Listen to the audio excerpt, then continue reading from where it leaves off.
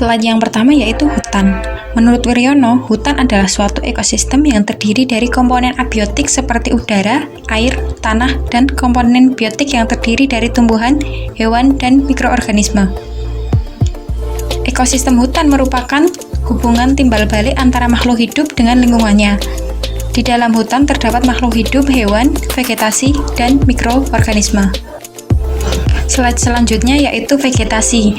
Menurut Haris 2014, vegetasi merupakan kumpulan tumbuh-tumbuhan, biasanya terdiri dari beberapa spesies yang hidup bersama-sama pada suatu tempat.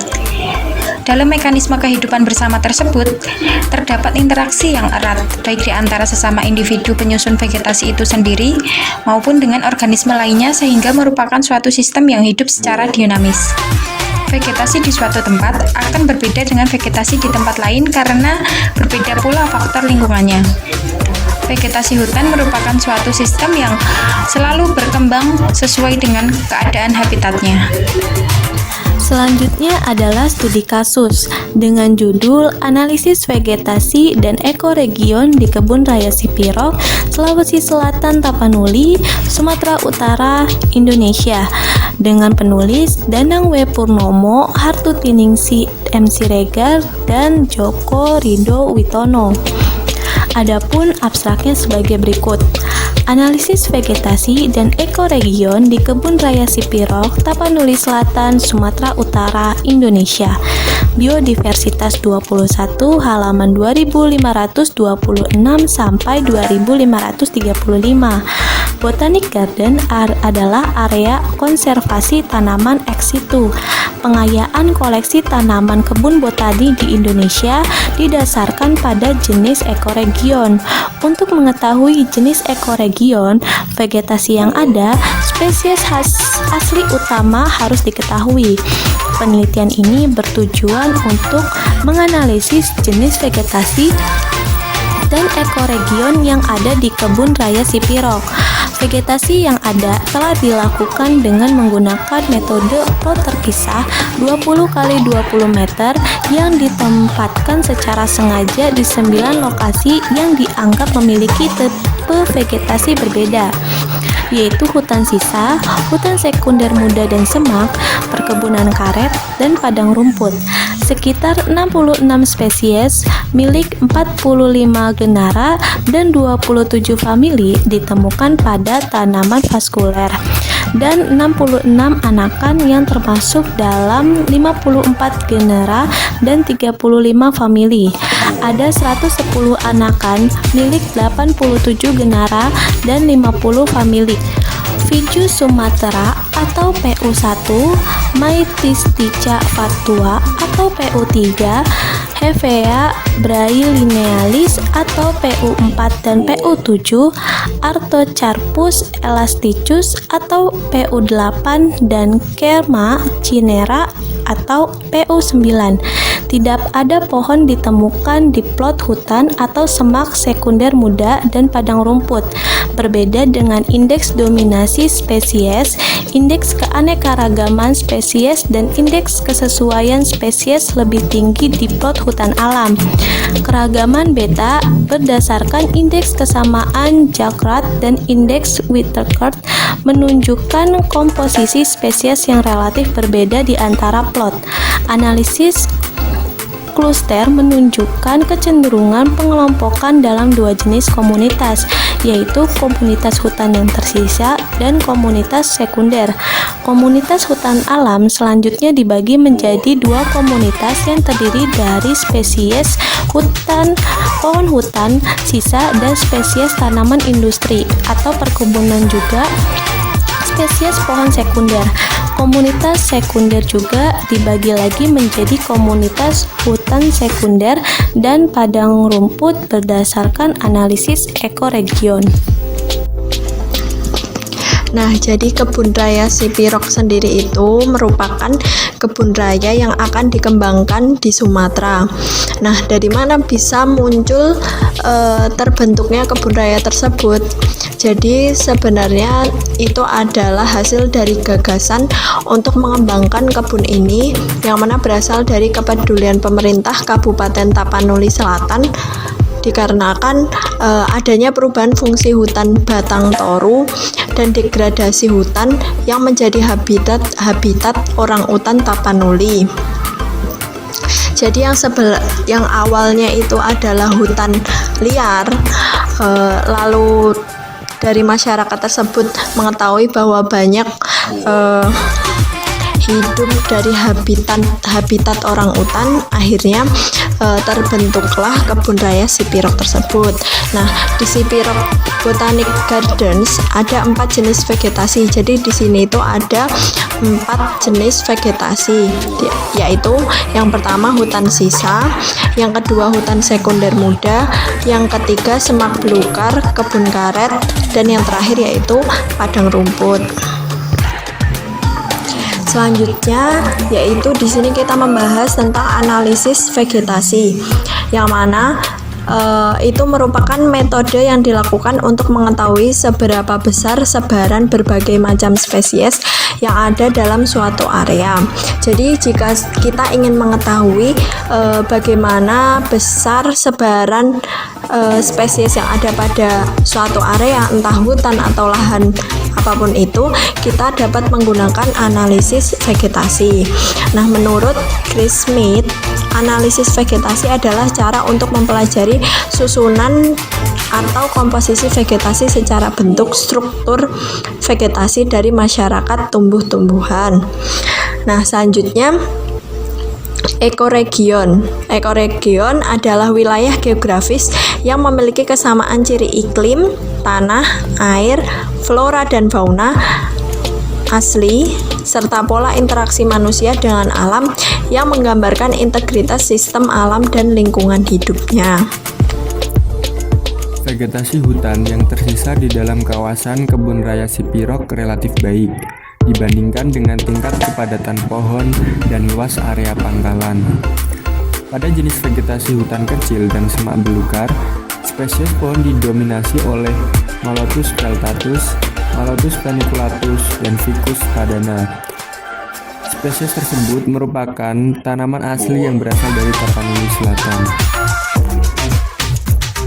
Indeks keanekaragaman spesies mempertimbangkan kelimpahan dan kekayaan spesies umumnya berkisar antara 1,5 sampai 3,5 dan jarang mencapai 4,5. Hal ini berarti bahwa hutan sekunder dan semak belukar itu diklasifikasikan menjadi spesies yang sangat rendah dalam keanekaragaman spesies pohon. Selain itu, indeks kerataan spesies yang mendekati 1 menunjukkan bahwa populasi dalam komunitas tersebut terdistribusi secara merata. Jika indeks ekuitas mendekati 0, populasi dalam komunitas tidak terdistribusi secara merata. Untuk indeks dominasi semua spesies menunjukkan kebalikan dari indeks keanekaragaman spesies. Plot hutan yang tersisa menunjukkan indeks dominasi spesies yang lebih rendah daripada plot hutan sekunder dan semak, perkebunan karet, dan padang rumput. Indeks kerataan spesies berbanding lurus dengan indeks keanekaragaman spesies yang nampak lebih tinggi di petak-petak hutan yang tersisa dan terendah adalah petak-petak vegetasi padang rumput. Dengan demikian, indeks kekayaan spesies berbanding lurus dengan indeks keanekaragaman spesies dan indeks kemerataan spesies yang berbanding terbalik. Secara umum, spesies yang dominan adalah spesies yang dapat memanfaatkan lingkungan tempat dia tumbuh secara efisien. Namun, tingkat stabilitas vegetasi dalam komunitas yang didominasi oleh beberapa spesies umumnya rendah. Hal itu berbeda dari vegetasi yang memiliki tingkat keanekaragaman dan kemerataan spesies yang tinggi, atau tidak ada spesies yang sangat dominan, sehingga stabilitas masyarakat relatif tinggi terhadap perubahan lingkungan. Dari hasil analisis vegetasi yang dilakukan di Kebun Raya Sipirok sendiri, spesies yang sering mendiami hutan hujan dataran rendah yaitu seperti Anthersma gaizembila, Carillia brachiata, Cryptocaria murai, dan Hymelodendron macrocarpum yang dapat ditemukan di vegetasi hutan yang tersisa.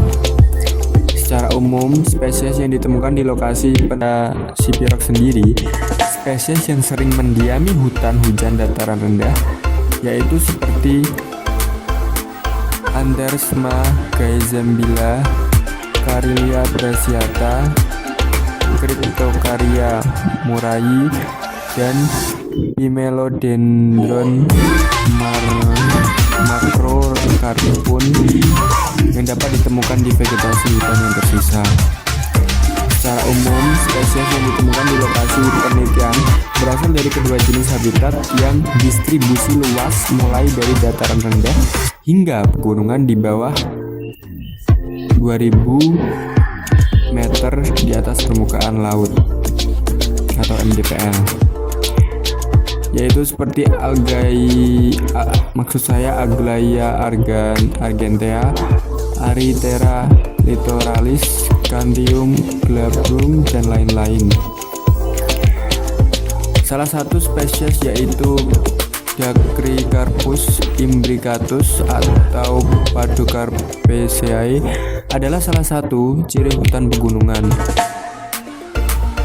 Spesies ini sering ditemukan di hutan hujan tropis dalam pola yang tersebar dan kadang-kadang muncul sebagai spesies yang dominan pada ketinggian sekitar 800 sampai 2500 meter di atas permukaan laut. Analisis vegetasi dibedakan menjadi 4 tipe, yaitu yang pertama hutan sisa, yang kedua tegakan karet, yang ketiga semak belukar, dan yang keempat padang rumput.